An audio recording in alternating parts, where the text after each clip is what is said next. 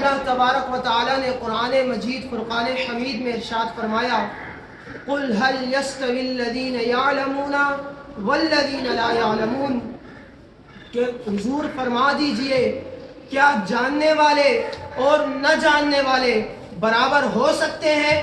ہرگز نہیں ہو سکتے، بلکہ گویا کہ جیسے ایک آنکھ والے اور ایک اندھے میں فرق ہے، ایک لنگڑے اور ایک ٹانگوں والے میں فرق ہے، ایک بہرے اور ایک کانوں والے میں فرق ہے، اتنا ہی فرق ایک جاننے والے اور ایک نہ جاننے والے کے درمیان ہے۔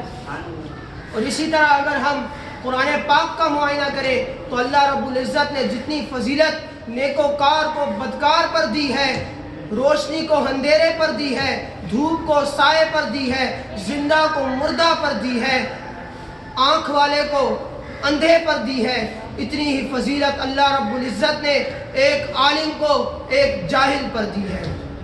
لیکن ہمارے یہاں کیا معاملہ ہے؟ جہاں دو چار لوگ جمع ہوتے ہیں وہ مل کر کیا باتیں کرتے ہیں؟ اپنی باتوں کے بعد وہ علماء کی توہینیں کرتے ہیں، علماء کی توہینوں سے اپنی زبانوں کو، اپنے منہ کو کالا کرتے ہیں، علماء کے بغضوں سے اپنے دلوں کو کالا کرتے ہیں۔ آتے نہیں جنہیں وضو غسل کے فرائض، آتے نہیں جنہیں وضو غسل کے فرائض، سکھانے لگے عالم کو طریقہ نماز کا، جنہیں خود تو دین کا کچھ پتہ نہیں لیکن باتیں علماء کے بارے میں کرتے ہیں۔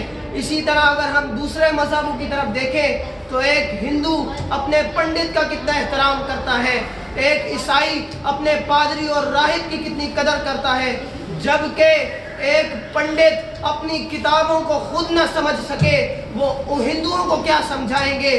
وہ عیسائی کے پادری اور راہب اپنی کتاب کی اصل یونانی زبان کو نہ سنبھال سکے، لیکن ہمارے علماء کی شانیں ہیں کہ انہوں نے قرآن پاک کے ایک سے زائد زبانوں میں ترجمے کیے، سینکڑوں تفاسیریں لکھی۔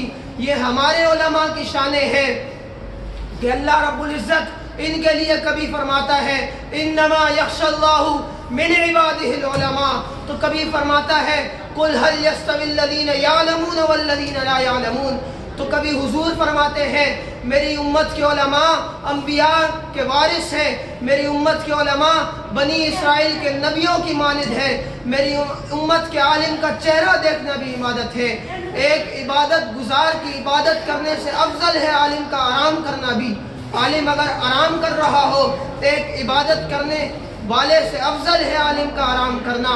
ہمارے علماء کی تو یہ شانیں ہیں، پھر بھی اگر ہم اپنے علماء کی تعظیم نہ کریں، اپنے علماء کی تعظیم و ترغیب نہ کریں تو پھر یہ نہ ہو کہ دل کے پھپھولے اجل اٹھے سینے کے داغ سے، دل کے پھپھولے اجل اٹھے سینے کے داغ سے، اس گھر کو آگ لگ گئی گھر ہی کے چراغ سے۔ پھر یہ نہ ہو ہم اپنے علماء کی توہینوں سے، اپنے ہی علماء کی تعظیم نہ کرتے ہوئے اپنی آخرت کو تباہ و برباد کر دیں۔